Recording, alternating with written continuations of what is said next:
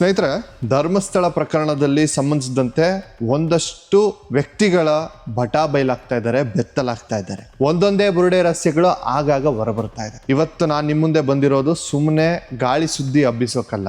ಇವತ್ತು ಒಂದು ದಾಖಲೆ ಸಹಿತ ನಿಮ್ ಜೊತೆ ಮಾತಾಡ್ತಾ ಇದ್ದೀನಿ.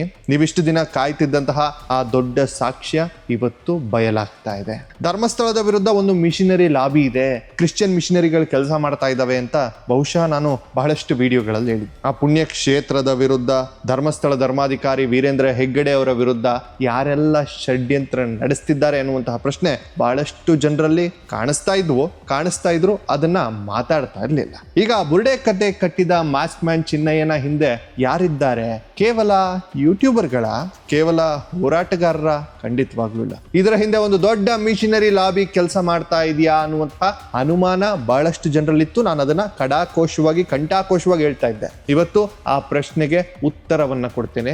ಒಂದ್ ಹೆಸರು ನೆನ್ಪಿಟ್ಕೊಳ್ಳಿ, ಪ್ರಶಾಂತ್ ಡಿಸೋಜ. ಯಾರಿ ಪ್ರಶಾಂತ್ ಡಿಸೋಜ?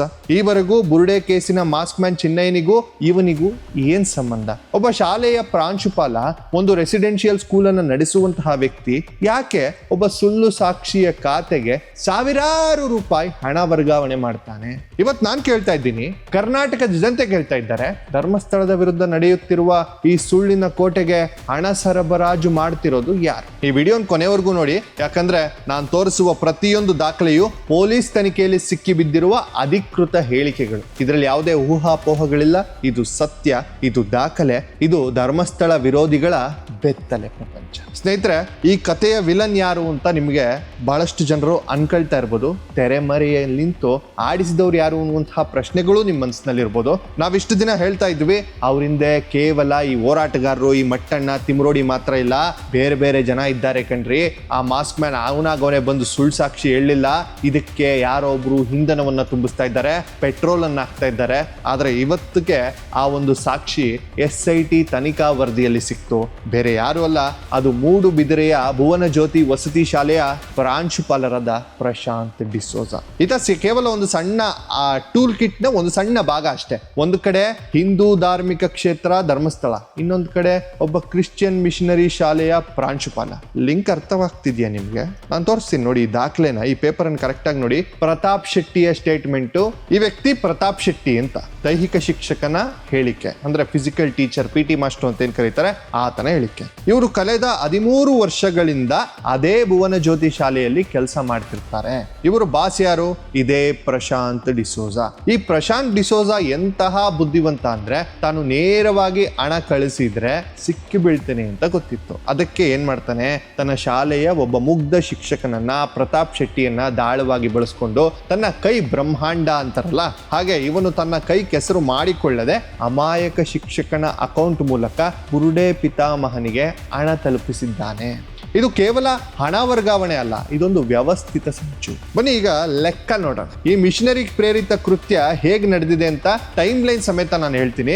ದಿನಾಂಕ ಸೆಪ್ಟೆಂಬರ್ 9ನೇ ತಾರೀಕು 2024. ನೋಡಿ, ಪ್ರತಾಪ್ ಶೆಟ್ಟಿ ಅವರ ಹೇಳಿಕೆಯನ್ನ ದಿನಾಂಕ 9/9/2024 ತಮ್ಮ ಶಾಲೆಯ ಪ್ರಾಂಶುಪಾಲರಾದ ಪ್ರಶಾಂತ್ ಡಿಸೋಜರ್ ಅವರು ನನಗೆ 5,000 ರೂಪಾಯಿ ನಗದನ್ನ ಕೊಡ್ತಾರೆ.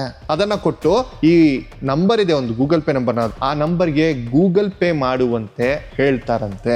ಗಮನಿಸಿ, ಪ್ರಶಾಂತ್ ಡಿಸೋಜ ತನ್ನ ಜೇಬಿನಿಂದ ಕ್ಯಾಶ್ ತೆಗೆದು ಕೊಡ್ತಾರೆ. ಯಾಕೆ? ಆನ್ಲೈನ್ ಟ್ರಾನ್ಸಾಕ್ಷನ್ ಮಾಡಿದ್ರೆ ತಮ್ಮ ಹೆಸರು ಬರ್ತದೆ ಅಂತ ಏನಾದ್ರೂ ಅನುಮಾನ ಮುಂಚೆನೆ ಇತ್ತ? ಇನ್ನ ಶಿಕ್ಷಕ ಪ್ರತಾಪ್ ಶೆಟ್ಟಿ ಪಾಪ ಪ್ರಾಂಶುಪಾಲರು ಹೇಳಿದ್ದಾರಲ್ಲ ಅಂತ ತಮ್ಮ ಅಕೌಂಟ್ ನಿಂದ ಆ ನಂಬರ್ಗೆ 5,000 ರೂಪಾಯಿ ಹಣವನ್ನ ಕಳಿಸ್ತಾರೆ. ಇನ್ನ ದಿನಾಂಕ ಏಪ್ರಿಲ್ 6, 2025 ಷಡ್ಯಂತ್ರ ಇಲ್ಲಿಗೆ ನಿಲ್ಲದಿಲ್ಲ. ಮತ್ತೆ ಪ್ರತಾಪ್ ಶೆಟ್ಟಿಗೆ ಹೇಳ್ತಾರೆ, ಪ್ರಾಂಶುಪಾಲರಾದ ಪ್ರಶಾಂತ್ ಡಿಸೋಜರ್ ಅವರು ನನ್ನ ಕೈಗೆ 20,000 ರೂಪಾಯಿ ನಗದನ್ನ ಕೊಡ್ತಾರೆ.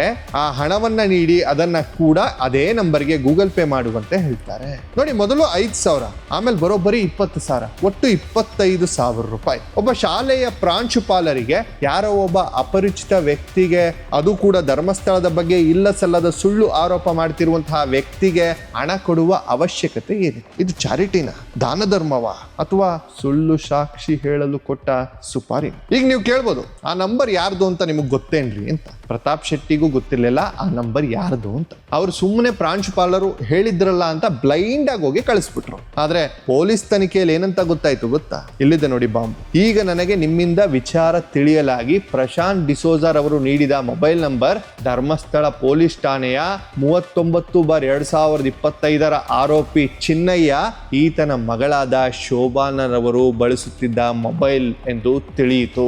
ಇದು ಪ್ರತಾಪ್ ಶೆಟ್ಟಿಯ ಸ್ಟೇಟ್ಮೆಂಟ್. ಓ ಮೈ ಗಾಡ್, ಕೇಳಿಸ್ಕೊಂಡ್ರ? ಆ ಮೊಬೈಲ್ ನಂಬರ್ ಬೇರೆ ಯಾರ್ದು ಅಲ್ಲ, ಧರ್ಮಸ್ಥಳದ ವಿರುದ್ಧ ನಾನು ಹೆಣ ಊತಿದ್ದೇನೆ, ನಾನು ಅತ್ಯಾಚಾರ ಮಾಡೋದನ್ನ ನೋಡಿದ್ದೇನೆ ಅಂತ ಹಸಿ ಸುಳ್ಳು ಹೇಳ್ಕೊಂಡು ತಿರ್ಗಾಡ್ತಿದ್ನಲ್ಲ ಮಾಸ್ಕ್ ಮ್ಯಾನ್ ಚಿನ್ನಯ್ಯ, ಅವನ ಮಗಳು ಶೋಭಾನಾಳ ನಂಬರ್ ಅದು. ಅಂದ್ರೆ ಮೂಡುಬಿದಿರೆಯ ಕ್ರಿಶ್ಚಿಯನ್ ಶಾಲೆಯ ಪ್ರಾಂಶುಪಾಲರಾದ ಪ್ರಶಾಂತ್ ಡಿಸೋಜರ್ ಅವರು ಧರ್ಮಸ್ಥಳದ ವಿರೋಧಿ ಚಿನ್ನಯ್ಯನ ಕುಟುಂಬಕ್ಕೆ ತಮ್ಮ ಶಾಲೆಯ ಶಿಕ್ಷಕ ಪ್ರತಾಪ್ ಶೆಟ್ಟಿಯ ಮೂಲಕ ಹಣ ಪೂರೈಸುತ್ತಿದ್ದಾರೆ. ಇದು ನೇರವಾಗಿ ಲಿಂಕ್ ಅಂತ ಅನ್ನಿಸ್ತಾ ಇಲ್ವಾ? ಇದು ಸಾಕ್ಷ್ಯ ಅಂತ ನಿಮ್ಗೆ ಅನಿಸ್ತಾ ಇಲ್ವಾ? ಒಬ್ಬ ಪ್ರಾಂಶುಪಾಲರಿಗೆ ಒಬ್ಬ ಕ್ರಿಮಿನಲ್ ಹಿನ್ನೆಲೆ ಇರುವಂತಹ ಅಥವಾ ಆ ವ್ಯಕ್ತಿ ಸುಳ್ಳು ಸಾಕ್ಷಿ ಹೇಳಲು ಬಂದಂತಹ ವ್ಯಕ್ತಿಯ ಮಗಳ ಅಕೌಂಟ್ ನಂಬರ್ ಹೇಗ್ ಸಿಕ್ತು? ಅವ್ರ ಮಧ್ಯ ಏನ್ರಿ ಅಂತದ್ ವ್ಯವಹಾರ? ಧರ್ಮಸ್ಥಳವನ್ನ ಬ್ಲೇಮ್ ಮಾಡು, ನಾವು ನಿನಗೆ ಫಂಡಿಂಗ್ ಮಾಡ್ತೇವೆ ಅನ್ನೋದೇ ಇವರ ಅಜೆಂಡಾ ಏನಾದ್ರೂ ಇತ್ತ? ಸ್ನೇಹಿತರೆ, ಈ ಪಾಯಿಂಟ್ ಅನ್ನ ತುಂಬಾ ಗಂಭೀರವಾಗಿ ಗಮನಿಸಿ. ಇದು ಕೇವಲ 25,000 ರೂಪಾಯಿ ಪ್ರಶ್ನೆ ಅಲ್ಲ, ಇದು ಒಂದು ಪ್ಯಾಟ್ರನ್. ಒಂದು ಕಡೆ NGO ಹೆಸರಿನಲ್ಲಿ, ಮಾನವ ಹಕ್ಕುಗಳ ಹೆಸರಿನಲ್ಲಿ, ಹೋರಾಟದ ಹೆಸರಿನಲ್ಲಿ ಧರ್ಮಸ್ಥಳದ ತೇಜೋವಧೆ ನಡೀತಾ ಇದೆ. ಇನ್ನೊಂದು ಕಡೆ ಪ್ರಶಾಂತ್ ಡಿಸೋಜನ್ ಅಂತಹ ವ್ಯಕ್ತಿಗಳು ತೆರೆಮರೆಯಿಂದ ಅದಕ್ಕೆ ಆರ್ಥಿಕ ಸಹಾಯ ಮಾಡ್ತಿದ್ದಾರೆ. ಪ್ರತಾಪ್ ಶೆಟ್ಟಿ ತಮ್ಮ ಹೇಳಿಕೆಯಲ್ಲಿ ಸ್ಪಷ್ಟವಾಗಿ ಹೇಳ್ತಿದ್ದಾರೆ, ನನಗೆ ಚಿನ್ನ ಆಗಲಿ ಅಥವಾ ಅವರ ಮಗಳಾಗ್ಲಿ ಪರಿಚಯ ಇರೋದಿಲ್ಲ, ನಮ್ಮ ಪ್ರಾಂಶುಪಾಲರು ತಿಳಿಸಿದಂತೆ ಹಣ ವರ್ಗಾವಣೆ ಮಾಡಿದ್ದೀನಿ ಅಂತ. ಪಾಪ ಪ್ರತಾಪ್ ಶೆಟ್ಟಿ ಅವರು ಬಲಿಯಾದ ಕುರಿ. ಆದ್ರೆ ಪ್ರಶಾಂತ್ ಡಿಸೋಜಾ ಅವರು ಮಾಸ್ಟರ್ ಮೈಂಡ್. ಅವ್ರು ಯಾಕೆ ಹಣ ಕೊಟ್ರು ಅಂತ ವಿಚಾರಣೆ ಆಗ್ಲೇಬೇಕು. ಆದ್ರೆ ಇನ್ನಷ್ಟು ಭಯಾನಕ ಸತ್ಯಗಳು ಹೊರಬರಬಹುದು. ಈ ಪ್ರಶಾಂತ್ ಡಿಸೋಜಾ ಹಿಂದೆ ಯಾರೆಲ್ಲ ಇದ್ದಾರೆ, ಯಾವ ಸಂಘಟನೆಗಳಿವೆ, ಯಾವ ಫಾರಿನ್ ಫಂಡಿಂಗ್ಗಳಿವೆ ಎಲ್ಲ ಬರ್ತವೆ. ಧರ್ಮಸ್ಥಳದ ಧರ್ಮಾಧಿಕಾರಿಗಳ ಬಗ್ಗೆ ಅಪಪ್ರಚಾರ ಮಾಡಲು ಇವರು ಇಷ್ಟೊಂದು ಕೀಳಮಟ್ಟಕ್ಕೆ ಹಿಡಿತಾರ ಅಂತ ನನಗನ್ನಿಸ್ತಾ ಇದೆ. ಒಂದು ಶಿಕ್ಷಣ ಸಂಸ್ಥೆಯ ಪ್ರಾಂಶುಪಾಲನಾಗಿ ಸಮಾಜಕ್ಕೆ ಮಾದರಿಯಾಗಿರ್ಬೇಕಾದಂತಹ ವ್ಯಕ್ತಿ ಸಮಾಜಘಾತುಕ ಶಕ್ತಿಗಳಿಗೆ, ಸುಳ್ಳುಗಾರರಿಗೆ ಫಂಡಿಂಗ್ ಮಾಡ್ತಿದ್ದಾರೆ ಅಂದ್ರೆ ಇದು ಶಿಕ್ಷಣ ಕ್ಷೇತ್ರಕ್ಕೆ ಅವಮಾನ ಅಲ್ವಾ? ನಾನು ಇವತ್ತು ನೇರವಾಗಿ ಪ್ರಶ್ನೆ ಕೇಳ್ತಾ ಇದ್ದೀನಿ, ಪ್ರಶಾಂತ್ ಡಿಸೋಜರ್ ಅವರೇ, ನಿಮಗೂ ಆ ಚೆನ್ನೈನಿಗೂ ಏನ್ ಸಂಬಂಧ? ನೀವು ಯಾಕೆ ಅವನ ಮಗಳಿಗೆ ಹಣವನ್ನ ಕಳಿಸಿದ್ರಿ? ಅದರಲ್ಲೂ ಕ್ಯಾಶೇ ಯಾಕೆ ಕೊಟ್ರಿ? ನಿಮ್ಮ ಅಕೌಂಟ್ ನಿಂದಲೇ ನೇರವಾಗಿ ಹಾಕಬೇಕಿತ್ತು. ಸಿಕ್ಕಾಕೊಳ್ತೀನಿ ಅಂತ ಭಯ ಏನಾದ್ರೂ ಇತ್ತ? ಅಮಾಯಕ ಶಿಕ್ಷಕನನ್ನ ಯಾಕೆ ಬಳಸ್ಕೊಂಡ್ರಿ? ನಿಮ್ಮ ಪಾಪದ ಕೃತ್ಯಕ್ಕೆ ಆ ಪ್ರತಾಪ್ ಶೆಟ್ಟಿಯನ್ನ ಯಾಕೆ ಬಲಿಪಶು ಮಾಡಿದ್ರಿ? ಇದು ನಿಮ್ಮ ಸ್ವಂತ ಹಣನ ಅಥವಾ ಯಾರಾದ್ರೂ ಮೇಲಿಂದ ಕೊಟ್ಟಿದ್ದ? ಮಿಷನರಿ ಕುತಂತ್ರ ಅಂತ ಜನ ಯಾಕೆ ಅನುಮಾನ ಪಡಬಾರ್ದ್ರಿ? ಈ ವಿಚಾರವಾಗಿ ನಾವು ಅವತ್ತಿಂದಲೂ ಇದನ್ನ ಹೇಳ್ಕೊಂಡೇ ಬಂದ್ವಿ. ಧರ್ಮಸ್ಥಳದ ಮೇಲಿನ ದ್ವೇಷವೇ ನಿಮ್ಮನ್ನ ಈ ಮಟ್ಟಕ್ಕೆ ತಂದು ನಿಲ್ಲಿಸ್ತಾ ಅಂತ ಕೇಳಿದ್ವಿ. ನೋಡಿ, ಇವರು ಮಾಡಿದ್ದು ಕೇವಲ ಹಣ ಸಹಾಯ ಅಲ್ಲ, ಇವರು ಮಾಡಿದ್ದು ಸತ್ಯದ ಕಗ್ಗೊಲೆ. ಧರ್ಮಸ್ಥಳದಂತಹ ಪವಿತ್ರ ಕ್ಷೇತ್ರದ ಮೇಲೆ ಇಲ್ಲ ಸಲ್ಲದ ಆರೋಪ ಹೊರಿಸಲು ಒಬ್ಬ ವ್ಯಕ್ತಿಯನ್ನ ತಯಾರು ಮಾಡಿ ಅವನಿಗೆ ಹಣ ಕೊಟ್ಟು ಅವನಿಂದ ಸ್ಕ್ರಿಪ್ಟೆಡ್ ಡೈಲಾಗ್ ಹೇಳಿಸಿ ಇಡೀ ಸಮಾಜ ದಿಕ್ಕು ತಪ್ಪಿಸಿದ್ರು. ಇಡೀ ಸಮಾಜದಲ್ಲಿ ಧರ್ಮಸ್ಥಳ ಅಂದ್ರೆ ಅವಮಾನ ಮಾಡುವಂತ ರೀತಿ ಮಾಡಿದ್ರು. Shame on U P, shame on. ಕರ್ನಾಟಕದ ಜನತೆಯೇ ಕಣ್ಬಿಟ್ಟು ನೋಡಿ, ಧರ್ಮಸ್ಥಳ ಪ್ರಕರಣದಲ್ಲಿ ಹೋರಾಟ ಅಂತ ಬೀದಿಗಿಳಿದವರ ಬಣ್ಣ ಬಯಲಾಗ್ತಾ ಇದೆ. ಒಬ್ಬೊಬ್ಬರಾಗಿ ಸಾಕ್ಷ್ಯ ಸಮೇತ ಸಿಕ್ಬಿಳ್ತಿದ್ದಾರೆ. ಇವತ್ತು ಪ್ರಶಾಂತ್ ಡಿಸೋಜಾ, ನಾಳೆ ಇನ್ನೊಬ್ರು. ಇವ್ರ ಮೇಲೆ ಇನ್ನ ಎಷ್ಟು ಮಿಷನರಿಗಳಿದೆಯೋ ಗೊತ್ತಿಲ್ಲ. ಪೊಲೀಸರಿಗೆ ಮತ್ತೆ SITಗೆ ನನ್ನದೊಂದು ಮನವಿಯನ್ನ ಮಾಡ್ತೇನೆ.